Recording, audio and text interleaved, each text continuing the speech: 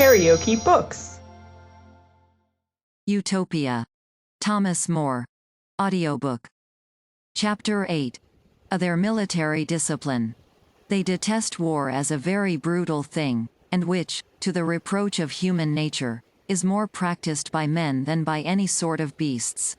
They, in opposition to the sentiments of almost all other nations, think that there is nothing more inglorious than that glory that is gained by war, and therefore, though they accustom themselves daily to military exercises and the discipline of war, in which not only their men, but their women likewise, are trained up, that, in cases of necessity, they may not be quite useless, yet they do not rashly engage in war, unless it be either to defend themselves or their friends from any unjust aggressors, or, out of good nature or in compassion, assist an oppressed nation in shaking off the yoke of tyranny.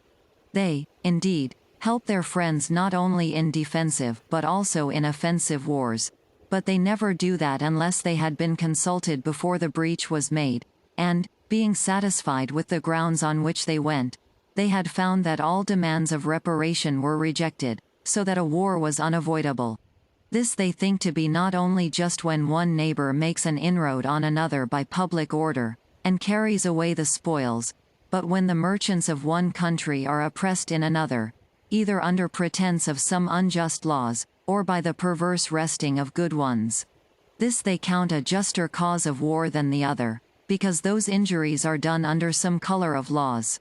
This was the only ground of that war in which they engaged with the Nephalagites against the Aleopolitanes, a little before our time, for the merchants of the former having, as they thought, met with great injustice among the latter, which, whether it was in itself right or wrong,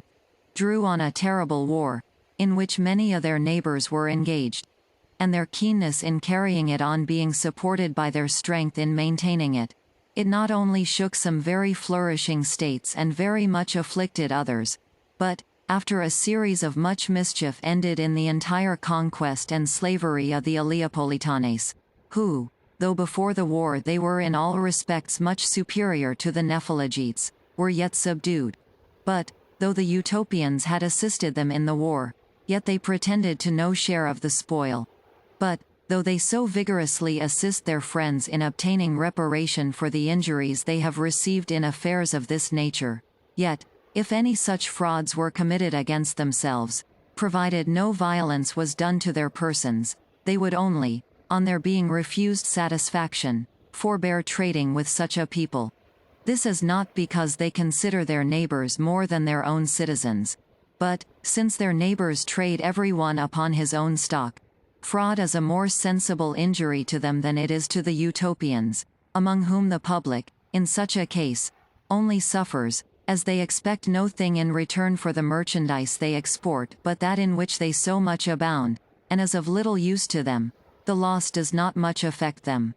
They think, therefore, it would be too severe to revenge a loss attended with so little inconvenience, either to their lives or their subsistence, with the death of many persons. But if any of their people are either killed or wounded wrongfully, whether it be done by public authority, or only by private men, as soon as they hear of it they send ambassadors, and demand that the guilty persons may be delivered up to them, and if that is denied, they declare war. But if it be complied with, the offenders are condemned either to death or slavery. They would be both troubled and ashamed of a bloody victory over their enemies, and think it would be as foolish a purchase as to buy the most valuable goods at too high a rate. And in no victory do they glory so much as in that which is gained by dexterity and good conduct without bloodshed. In such cases they appoint public triumphs, and erect trophies to the honor of those who have succeeded. For then do they reckon that a man acts suitably to his nature, when he conquers his enemy in such a way as that no other creature but a man could be capable of, and that is by the strength of his understanding.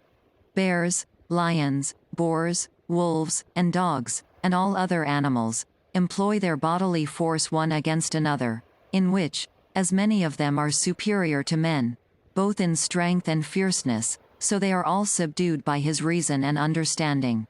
The only design of the Utopians in war is to obtain that by force which, if it had been granted them in time, would have prevented the war. Or, if that cannot be done, to take so severe a revenge on those that have injured them that they may be terrified from doing the like for the time to come. By these ends they measure all their designs, and manage them so, that it is visible that the appetite of fame or vainglory does not work so much on them as a just care of their own security. As soon as they declare war, they take care to have a great many schedules, that are sealed with their common seal, affixed in the most conspicuous places of their enemy's country. This is carried secretly, and done in many places all at once.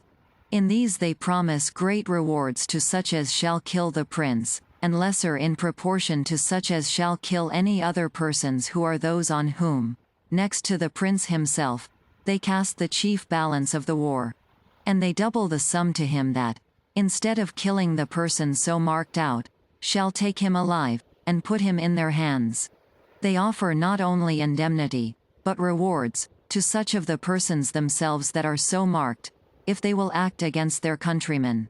By this means those that are named in their schedules become not only distrustful of their fellow citizens, but are jealous of one another, and are much distracted by fear and danger. For it has often fallen out that many of them, and even the prince himself, have been betrayed, by those in whom they have trusted most. For the rewards that the Utopians offer are so immeasurably great, that there is no sort of crime to which men cannot be drawn by them. They consider the risk that those run who undertake such services, and offer a recompense proportioned to the danger, not only a vast deal of gold, but great revenues in lands, that lie among other nations that are their friends, where they may go and enjoy them very securely, and they observe the promises they make of their kind most religiously.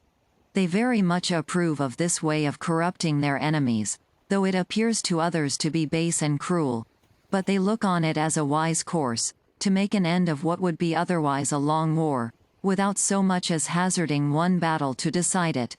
They think it likewise an act of mercy and love to mankind to prevent the great slaughter of those that must otherwise be killed in the progress of the war, both on their own side and on that of their enemies, by the death of a few that are most guilty, and that in so doing they are kind even to their enemies, and pity them no less than their own people, as knowing that the greater part of them do not engage in the war of their own accord, but are driven into it by the passions of their prince. If this method does not succeed with them, then they sow seeds of contention among their enemies, and animate the prince's brother, or some of the nobility, to aspire to the crown. If they cannot disunite them by domestic broils, then they engage their neighbors against them, and make them set on foot some old pretensions, which are never wanting to princes when they have occasion for them. These they plentifully supply with money, though but very sparingly with any auxiliary troops, for they are so tender of their own people that they would not willingly exchange one of them, even with the prince of their enemy's country. But as they keep their gold and silver only for such an occasion, so, when that offers itself, they easily part with it, since it would be no convenience to them, though they should reserve nothing of it to themselves. For besides the wealth that they have among them at home, they have a vast treasure abroad, many nations round about them being deep in their debt, so that they hire soldiers from all places for carrying on their wars, but chiefly from the Zapoles, who live 500 miles east of Utopia. They are a rude, wild, and fierce nation, who delight in the woods and rocks, among which they were born and bred up. They are hardened both against heat, cold, and labor, and know nothing of the delicacies of life. They do not apply themselves to agriculture, nor do they care either for their houses or their clothes. Cattle is all that they look after, and for the greatest part they live either by hunting or upon rapine, and are made, as it were, only for war. They watch all opportunities of engaging in it, and very readily embrace such as are offered them. Great numbers of them will frequently go out, and offer themselves for a very low pay, to serve any that will employ them. They know none of the arts of life, but those that lead to the taking it away. They serve those that hire them, both with much courage and great fidelity, but will not engage to serve for any determined time, and agree upon such terms, that the next day they may go over to the enemies of those whom they serve if they offer them a greater encouragement, and will, perhaps, return to them the day after that upon a higher advance of their pay. There are few wars in which they make not a considerable part of the armies of both sides. So it often falls out that they who are related, and were hired in the same country, and so have lived long and familiarly together, forgetting both their relations and former friendship, kill one another upon no other consideration than that of being hired to it for a little money by princes of different interests. And such a regard have they for money that they are easily wrought on by the difference of 1 penny a day to change sides. So entirely does their avarice influence them. And yet this money, which they value so highly, is of little use to them. For what they purchase thus with their blood they quickly waste on luxury, which among them is but of a poor and miserable form. This nation serves the Utopians against all people whatsoever, for they pay higher than any other. The Utopians hold this for a maxim, that as they seek out the best sort of men for their own use at home, so they make use of this worst sort of men for the consumption of war, and therefore they hire them with the offers of vast rewards to expose themselves to all sorts of hazards, out of which the greater part never returns to claim their promises, yet they make them good most religiously to such as escape. This animates them to adventure again, whenever there is occasion for it. For the Utopians are not at all troubled how many of these happen to be killed, and reckon it a service done to mankind if they could be a means to deliver the world from such a lewd and vicious sort of people, that seem to have run together, as to the drain of human nature. Next to these, they are served in their wars with those upon whose account they undertake them, and with the auxiliary troops of their other friends, to whom they join a few of their own people, and send some man of eminent and approved virtue to command in chief. There are 2 sent with him, who, during his command, are but private men, but the first is to succeed him if he should happen to be either killed or taken, and, in case of the like misfortune to him, the third comes in his place, and thus they provide against all events, that such accidents as may befall their generals may not endanger their armies.